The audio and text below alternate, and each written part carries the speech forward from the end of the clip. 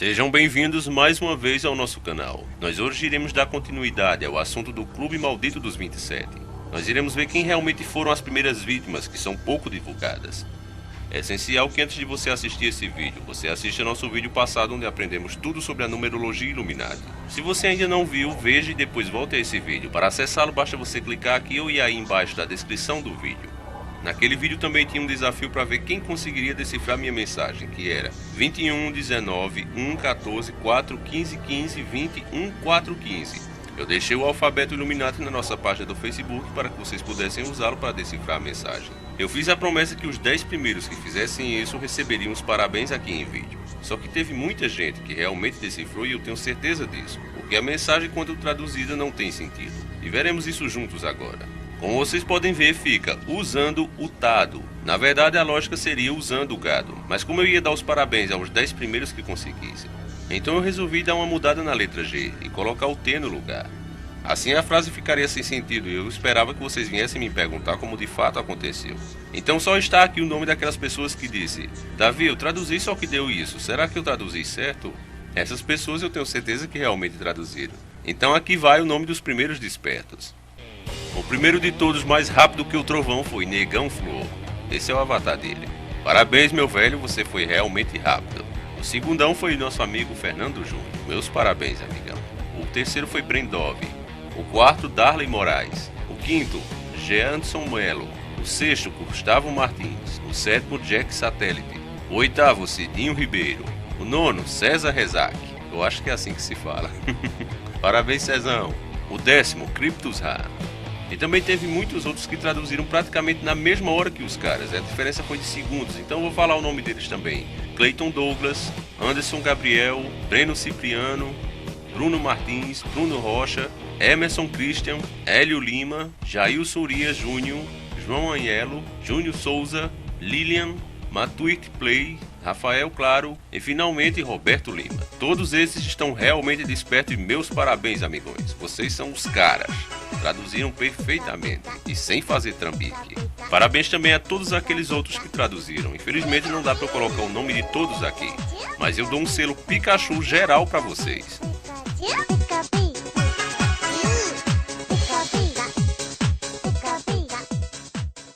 Então, sem mais demora, agora pegue o seu prato de batata com carne de sol e vamos iniciar o nosso quadro.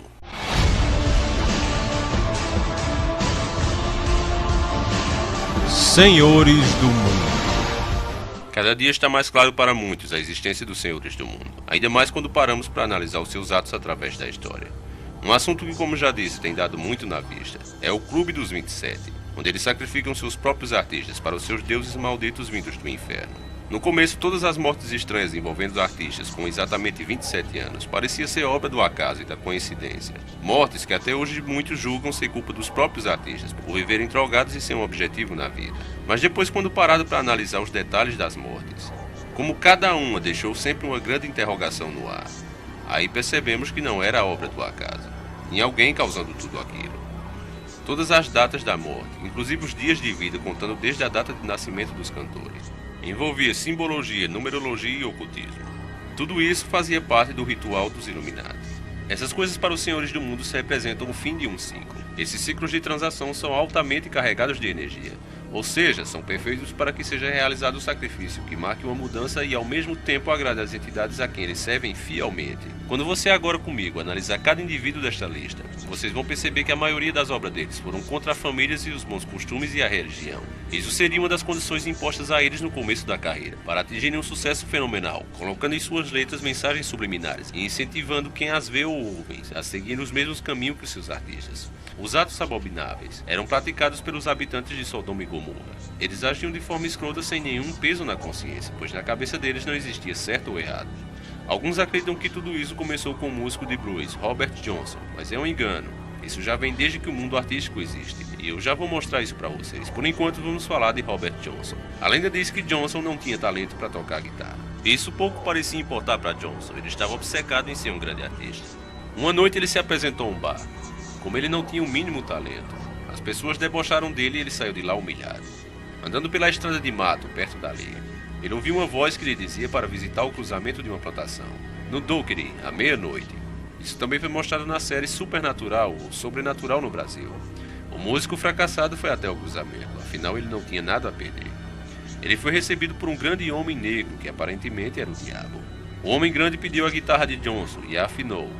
Isso teria dado o talento que Johnson não tinha recebido de Deus.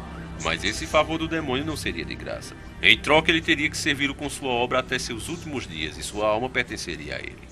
Robert Johnson aceitou em seguida. Voltou ao mesmo bar que havia sido ridicularizado, poucos minutos atrás.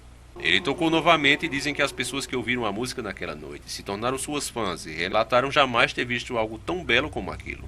Parecia que não era mais o mesmo cara nem de longe. Ele se tornou um grande astro em 1938, com 27 anos. Ele morreu de uma forma muito estranha. Algumas lendas dizem que ele foi envenenado, outros que foi sífilis e outros de assassinato. Mas o que ele morreu mesmo foi de pneumonia. Só que estranhamente ele não estava doente, e fez um show 3 dias antes, o que demonstrava que ele não tinha os sintomas da doença. Os céticos dizem que ele contraiu a doença após beber o uísque envenenado, pelo dono do bar, onde ele fez essa última apresentação, pois John teria dado em cima de sua esposa. Assim, para se vingar, o cara teria dado veneno a ele. Ele sobreviveu, mas 3 dias depois morreu de pneumonia. Eu sei que é ridículo, mas é a versão oficial dos fatos. Em seu atestado de óbito foi escrito que a causa da morte foi falta de médico. Acredite se quiser. Embora eles omitam a verdade de nós, não há como negar o óbvio. E isso se encontra em suas músicas, onde ele fazia referência a pacto com o demônio. Nós iremos conferir isso agora.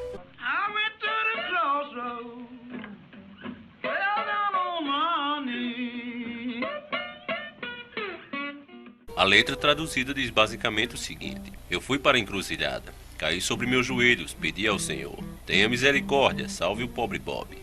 Eu imploro, em pé na encruzilhada. Tentei conseguir uma carona, ninguém parecia me conhecer. Querida, o sol nascente se pondo. Eu acredito em minha alma agora, o pobre Bob está se afundando. Você pode correr e conte ao meu amigo William Brown, que conseguiu o blues da encruzilhada desta manhã. Senhor, querida, eu estou me afundando. Eu fui à encruzilhada, mamãe. Eu olhei de leste a oeste. Senhor, eu não tive uma doce mulher, bem querida, na minha aflição. Se você ainda achou que isso não é nada demais, a próxima música vai mostrar a verdade a você. Ela se chama Eu e o Demônio Blues. Early this morning, when you knocked upon my door. Hoje de manhã cedo, quando você bateu na minha porta, eu disse olá, Satã. Eu acho que está na hora de ir. Eu e o demônio estávamos andando lado a lado. Eu irei bater na minha mulher até ficar satisfeito. Ela diz, você não sabe o porquê dele estar me tratando como um cão. Agora bebe, você sabe que não está fazendo direito comigo, ok? Não sabe. Ela diz, você não sabe o porquê, ele está me tratando como um cão. Deve ser o velho espírito enterrado lá embaixo da terra. Você pode enterrar meu corpo lá embaixo na beira da autoestrada.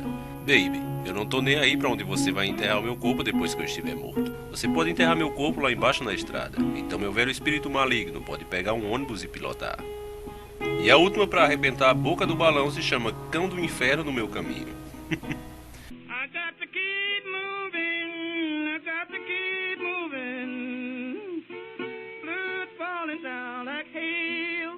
A letra diz, eu tenho que seguir em frente, blues caindo como granizo. E o dia continua a preocupar-me. Há um cão do inferno no meu caminho, cão do inferno no meu encalço. Se hoje fosse véspera de Natal, amanhã seria dia de Natal. Nós teríamos um tempo, baby. Tudo do que eu preciso é de apenas um doce passeio, para passar o tempo. Você lançou um feitiço perto da minha porta. Por toda a minha porta você lançou um feitiço. Em volta da minha porta. Isso me mantém com a mente a vaguear por todo lugar que eu vá. Posso dizer que o vento está subindo, as folhas tremendo na árvore. Tudo o que eu preciso é da minha doce mulher, para me fazer companhia, minha companhia. De acordo com a sacerdotisa satânica, todos os membros dos Clube dos 27 trocaram a sua alma para ter sucesso. Ela afirma que eles realizaram cerimônias especiais durante as sessões de gravações, onde colocaram as bênçãos satânicas nas suas músicas. Quando a música dessas pessoas é tocada, ela solta os demônios que influenciam a quem a toca e quem as ouve. Robert Johnson, mesmo um século depois de sua morte, ele ainda é considerado o maior cantor de blues do mundo, e um dos maiores do século XX. Vale lembrar que todos estes eram tidos como atrasos de vidas antes do grande sucesso, exemplo de Kurt Cobain, como mostrei em meu vídeo. Ele era sustentado até pela namorada, incapaz de conseguir dinheiro até para se alimentar. Agora, como eu disse, o primeiro da lista maldita do Clube dos 27 não foi Robert Johnson. Isso vem desde muito antigamente. Os Illuminati vêm sacrificando artistas que venderam a sua alma e com o tempo começam a questionar suas próprias obras, demonstrando insatisfação e remorso. Eles fazem isso há muito tempo. Simplesmente nós não tínhamos nos dado conta ainda desses sacrifícios Illuminatis, porque antigamente muitas pessoas nem sequer tiravam seus documentos, como certidão de nascimento e identidade, por exemplo. E tudo isso passava despercebido. Agora eu trouxe uma lista para você do tempo do Rococo. Artistas que morreram de formas estranhas também aos 27 anos, mostrando que esses sacrifícios realmente são bem mais antigos do que se pensa. Veja o caso de Lois, nascido em St. Louis, Missouri, em 13 de março de 1981. Morreu em 26 de março de 1908, ao completar os seus 27 anos. Ele foi amplamente considerado o pianista melhor de St. Louis. Na virada do século, Louis deixou apenas 3 composições publicadas e morreu sem ter registrado nada em seu nome. Por isso sua capacidade é difícil de julgar hoje. No entanto, ele foi muito lembrado como um artista excepcional, dotado e compositor, e que poderia hoje ser lembrado como um dos maiores. Principalmente se levarmos em consideração que ele lançou apenas 3 composições, e essas 3 foram um sucesso, e serviu como base para muitos que viriam depois dele. Ele hoje é mais lembrado por Lieuthrop Bouquet, que é essa que vocês vão ouvir.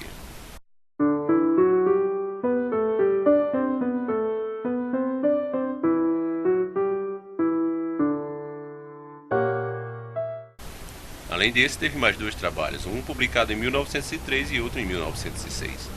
A morte dele foi muito estranha. Ele morreu de uma doença rara que ceifou sua vida exatamente aos 27 anos. Esclerose neurocifilítica. Se trata de um endurecimento dos tecidos humanos. Sabemos que os senhores do mundo atacam fisicamente e espiritualmente. Nesse caso, eles podem ter induzido a doença com algum tipo de substância, ou até mesmo através do campo espiritual. A resposta de o porquê o mataram talvez se encontre em sua origem. Ele vinha de uma família de origem espanhol, indiana e mexicana. Uma mãe africana. Como ainda eram os anos de 1800 e 1900, eles com certeza não queriam que seu gado de elite, os americanos, estivessem entre os negros naquela época. Sendo assim, uniram o útil ao agradável. O segundo dessa lista é entre os mais antigos que eu encontrei. Também no meio do blues, nessa mesma época, mais precisamente 7 anos depois da morte de Johnson, nascia Nat Jeff, em 1 de janeiro de 1918. Este também seria um grande nome conhecido no mundo todo, se não tivesse sido sacrificado aos 27 anos em 5 de agosto de 1945. Jeff viveu em Berlim, 1921 a 1932, onde recebeu formação clássica em piano. Após seu retorno para os Estados Unidos da América, começou a tocar música jazz, trabalhando com Noel Francis, e também como sonalista na 50ª rua. No final de 1930 ele tocou John Savage, Joey Manzarek e Billie Holiday e gravou com Louis Armstrong, Charles Burnett em 1938 a 1939 e Jack Tigra em 1940. Como você vê, ele tocou com todos os grandes nomes. Ele levou seu próprio trio no início de 1940 e gravaram em 1945 com Sarah Vaughan. Jeff morreu estranhamente em 1945 como resultado de complicações da pressão arterial elevada, aos 27 anos. Outro sacrifício que talvez seja o mais mal feito por parte dos senhores do mundo, pois deu mais sinal que pareceu até um semáforo de trânsito, aconteceu com Malcolm Hill, nascido em 17 de maio de 1941, em Butte, Montana. Malcolm Hill morreu aos 27 anos e 166 dias de idade em 30 de outubro de 1968, em Chicago, Illinois. Sua morte prematura foi atribuída ao envenenamento por monóxido de carbono, complicado por um sórdido caso de bronquite, aparentemente causada por um aquecedor com defeito em um quarto mal ventilado de um hotel. Ele era um membro original e fundador e guitarrista do grupo pop rock Sparky e Old Gang.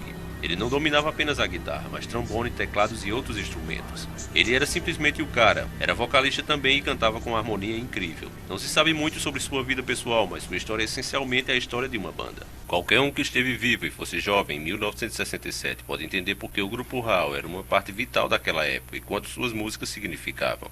O verão daquele ano viu uma enorme explosão de música, cultura e artes dos tipos que nunca havia visto antes. As músicas e os álbuns de 1967 flutuavam sobre as ondas e na consciência daqueles que estavam ouvindo. E acima de Sparky, grande sucesso de Old Gang, fez sua estreia esse ano importante. Seu primeiro álbum foi lançado em agosto do verão do amor. E continha Sunday, Nunca Mais Será a Mesma, O Dia Preguiçoso, ambos os quais se tornaram sucessos para bandas principiantes.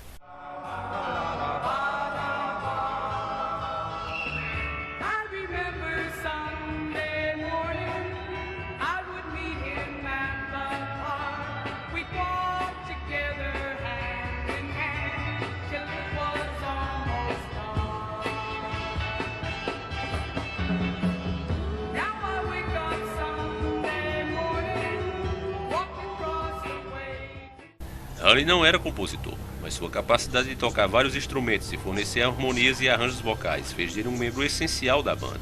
Junto com Spunk McFarlane, ele foi o fundador e guia espiritual na curta vida do grupo. Na primavera de 1968, o seu segundo LP de corpo inteiro saiu. Ele continha mais 2 grandes sucessos. Sunday morning, sun shining from your eyes, sleepy face, smiling into mine. Esse grupo, meus amigos, estava mexendo com a época e fazia as pessoas desejarem igualdade social. No verão de 1968, eles lançaram um single chamado Give 'Em Them, que se tornou um ponto musical simplesmente por causa da palavra maldita no título. Difícil de acreditar naqueles tempos modernos, mas o que contava era o verdadeiro objetivo da canção, igualdade racial. Era o que muitos não queriam ouvir, principalmente os da classe dominante. A banda ousava e usou em uma de suas apresentações ao vivo uma gravação de voz dizendo algo de um homem preto irritado e era impossível entender o que ele dizia, mas a mensagem de indignação era passada ao público. They're always nice. Take a window seat, put down your times. You can read between the lines, just meet the faces that you meet beyond the window's pane. And it might begin to teach you. Eu não encontrei a letra dessa música muito bem traduzida, mas em resumo ela fala de como as pessoas não se importam com o que acontece ao lado delas, nas ruas do gueto, onde os mais pobres passam necessidade. E por as pessoas não se importarem e não darem a mínima, uma hora isso vai acontecer com elas também. É uma música muito profunda e tocante. Esse ruído que você vai ouvir, preste bem atenção, era a mensagem subliminar do bem. Passava para você a mensagem de uma pessoa sofrendo.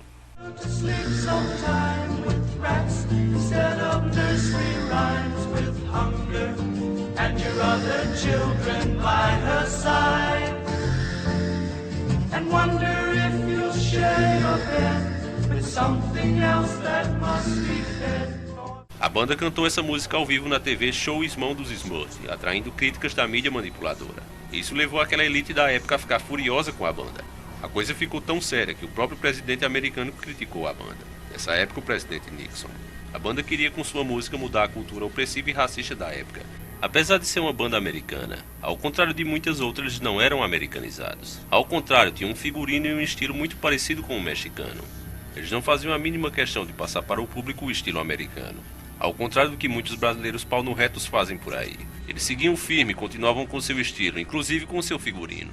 Eles não iriam desistir, desse no que desse, mesmo com tantos pedidos e subornos para que eles parassem. Infelizmente, os senhores do mundo não permitiram as afrontas por muito tempo. Quando Malcolm morreu no outono de 1968, com a idade de 27 anos, a carreira da banda chegou a um ponto insuportável como resultado da morte inesperada. Além de todas as suas habilidades musicais, ele era o líder daquela banda. Ele encorajava e dava força para que eles todos seguissem adiante no seu objetivo, sem se importar com as consequências.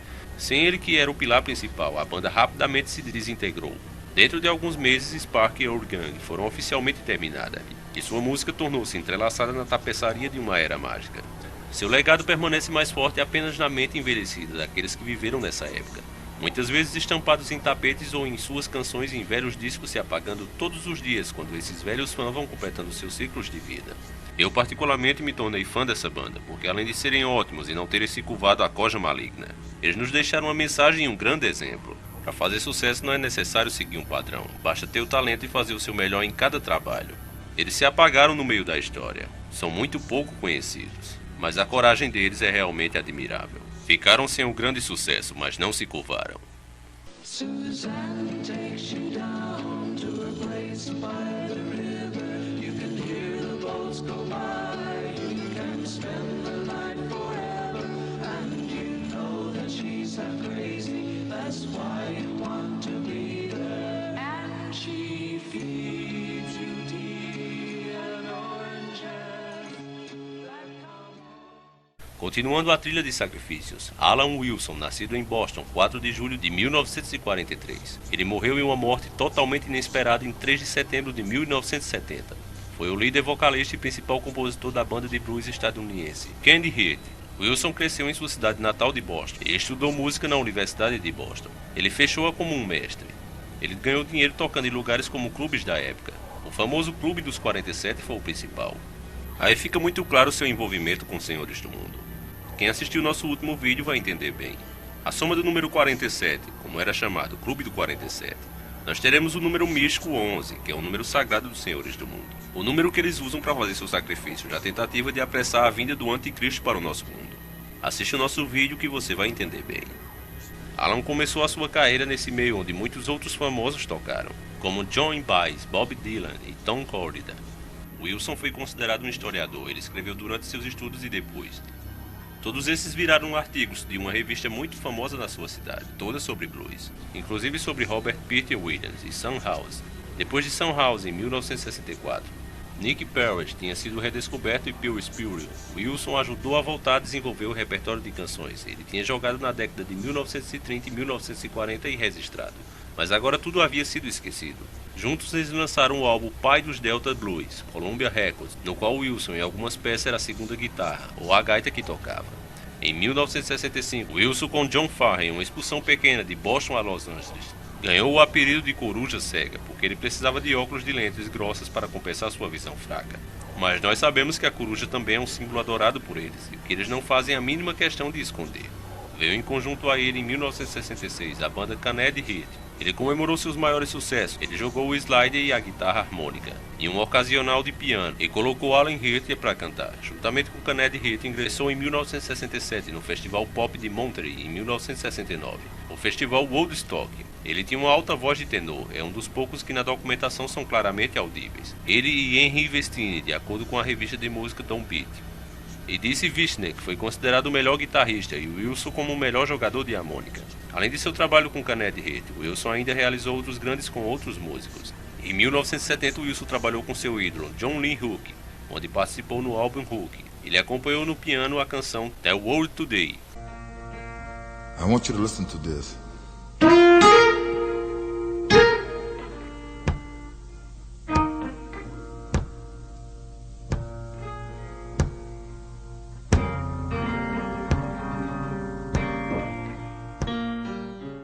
Wilson morreu de overdose de drogas num aparente suicídio.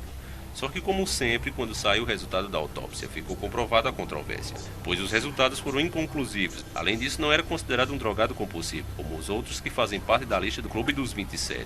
Apenas diziam que ele era depressivo. Um detalhe nesses primeiros sacrifícios é que a maioria dos sacrificados não tinham uma linhagem pura. Ou era estrangeiro ou negros ou raciados com outras nacionalidades. Os senhores do mundo mais antigos queriam impedir de todas as formas que pudessem os negros de mostrarem seu potencial. É claro que com o passar do tempo, como já falei em vídeos, eles vão ficando piores a cada geração. Assim eles começaram a sacrificar qualquer um, mas no início, como podemos comprovar, os primeiros eram os negros e os estrangeiros, como é o próximo caso que iremos ver agora. Leslie Cameron, ou Leslie Harvey, como é conhecido. Nascido em 13 de setembro de 1944, morreu em 3 de maio de 1972. Assim como os demais, com 27 anos. Ele foi um guitarrista em várias bandas escoceses dos anos de 1960 e o início dos anos de 1970. Ele era o irmão de Alex Harvey. Sua terra natal era Govan, em Glasgow, Escócia. Na década de 1960 ele foi convidado a juntar-se aos Animais por Alan Price, mas preferiu ficar com seu irmão Alex Harvey na Alma Band. Mais tarde ele se juntou ao malfadado Conselho Blues, outra banda escocesa. O Conselho do Blues fez um registro, Bebê Não Olhe Pra Baixo. Em seguida, em março de 1965, sua turnê caiu. Em 1969, Harvey se juntou à banda escocesa Cartoon para gravar algumas faixas para o segundo álbum. Ele também acompanhou Cartoon em sua turnê ao vivo nos Estados Unidos, apoiado por Led Zeppelin. Também apoiaram a banda US Espírito em 1969. John Lee Hooker, cujas canções tanto Harvey e Cartoon usada para cobrir a sua turnê do Reino Unido. Foi seu ato de abertura em dezembro de 1969. Harvey tocou guitarra em Maurice Gibb, o solitário álbum, mas apenas o single Higher Road foi lançado. Harvey era um cofundador da Pedra Crows e estava dando certo, seria um estrangeiro ganhando o público americano. E isso não agradou a Coja Maligna. No seu auge em 1972, enquanto tocava no palco, com Stone e Crows, ele estava já beirando o top rank. Em um dia chuvoso, com as poças no palco, ele foi eletrocutado após tocar em um microfone que não era aterrado. Uma pessoa ainda tentou desligar o violão, mas não teve sucesso. Ele veio a falecer e houve muito questionamento. O mais frequente é quem deixou aquele microfone sem aterramento e por quê. Mais um que teve sua carreira interrompida pelas forças do mal. Outro sacrificado foi Roger Lee Duran. Data de nascimento, 14 de fevereiro de 1946, em Kansas City, Missouri. Ele morreu em Morin, em 27 de julho de 1973. Tocou na banda Bloodstone e The Sinceres, em 1962. Um grupo de amigos de ensino médio em Kansas City, Missouri, fundou um quinteto de doo-wop chamado Sinceres. Os membros aprenderam a tocar diversos instrumentos e assim renomearam a banda para Bloodstones. Depois de um breve período com o Salão Ato Las Vegas, mudou-se para LA. Só que isso parece que não deu muito certo. Meses sem um contrato de gravação obrigou a banda a ir para Londres. Lá eles encontraram Michael Venn, que os levou para um estúdio. Roger Durant cantou e tocou percussão na estreia do grupo de 1972, que incluiu Natural High.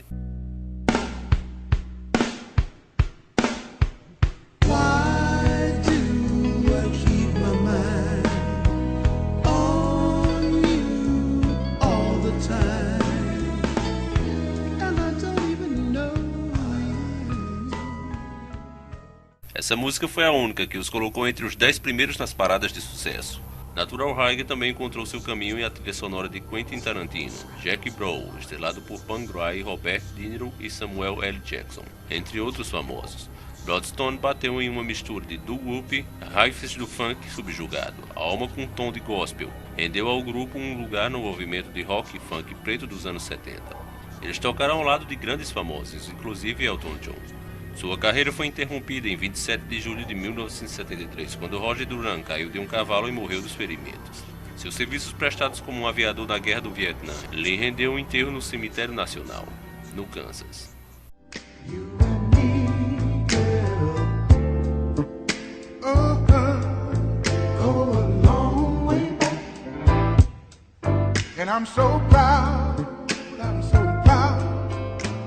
Como digo, eles agem no campo físico e espiritual.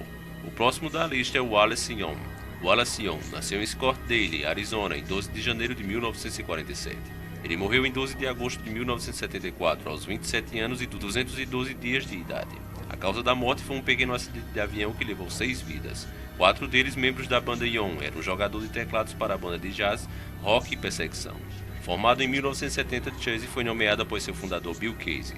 Ele era um trompetista e compositor que idealizou uma banda de rock com um contingente de 4 trompetes, proporcionando um som definitivamente diferente do que o atual rock baseado em guitarras do tempo. Ao longo de 3 álbuns e várias mudanças dos integrantes, Chase conseguiu alguma notoriedade por sua abordagem eclética e uma boa base de jazz. Isso tornou a banda atraente para os fãs de ambos os tipos de música. Ele estava no meio do caminho para a gravação do álbum 4, quando a tragédia pôs fim à banda.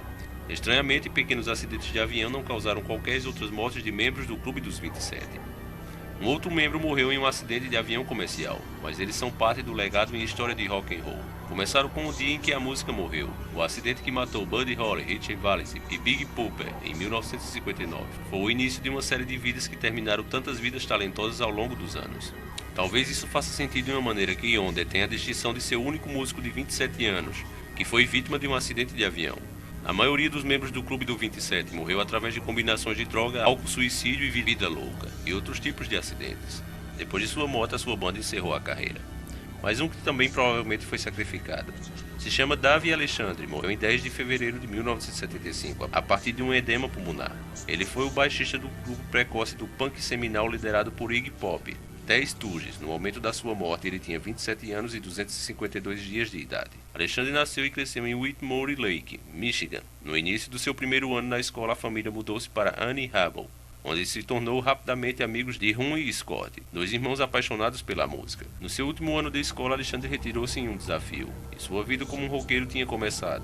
Em 1967, os Astons e Alexandre, ligado com Iggy Pop, montaram a banda conhecida como Stooges. Alexandre não era o único músico, mas aparentemente era um aprendiz rápido. Ele tinha um talento natural para a composição, arranjos e tocando em público.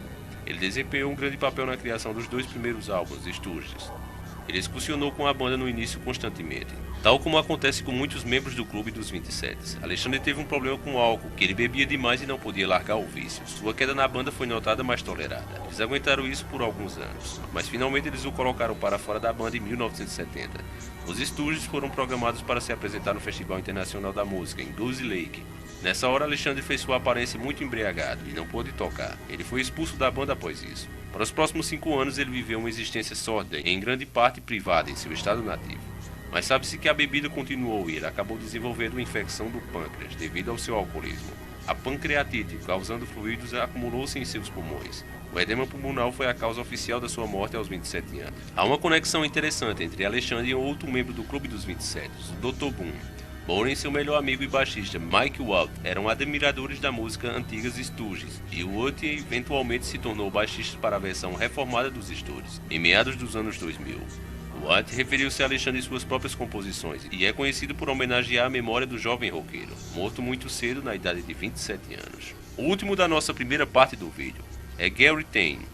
Gary Taine nasceu em 15 de maio de 1948 e faleceu em 8 de dezembro de 1975 com a idade de 27 anos e 207 dias. Sua morte foi o resultado de uma overdose de heroína, um vício que se desenvolveu depois que ele foi eletrocutado no palco um ano antes de sua morte. Ele começou a sofrer de vários problemas de saúde. Gary foi principalmente um baixista, mas também tocou guitarra. Durante a maior parte da sua curta vida, ele era o baixista da banda Halfley Keith e Uriah Heep. Ele viajou por todo o mundo como um músico profissional. Ele era um nativo da Nova Zelândia, onde ele cresceu em uma família musical. Um de seus irmãos mais velhos era o seu grande amigo durante seus anos de escola.